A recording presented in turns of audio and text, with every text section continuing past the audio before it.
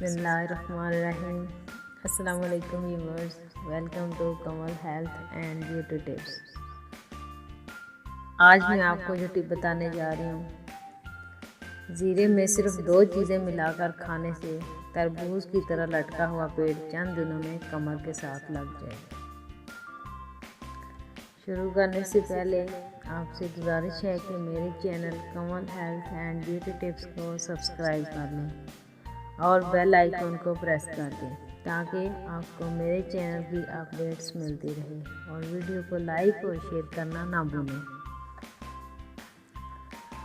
अक्सर लोगों का पेट तरबूज की तरह लटका हुआ होता है और उसको कम करने के लिए कई जतन किए जाते हैं जिनसे कोई खाता हुआ अफाका नहीं होता। झेल में हकीम शाह नज़ीर एक ऐसा टोटका बता रहे हैं जिसके सिर्फ 2 माह के इस्तेमाल से लटका हुआ पेट कमर के साथ लग जाएगा। अज्जा नोट कर लें: ज़ीरा 50 ग्राम, सौंफ 50 ग्राम, बर्क सदाब 50 ग्राम, अजवाइन 50 ग्राम। तमाम अज्जा को मिक्स करके बारीक पाउडर बना लें। आधा चाय का चम्मच सुबह नाश्ते और रात खाने से पहले सादा पानी के साथ 2 महीनों तक मुसलसल इस्तेमाल करें।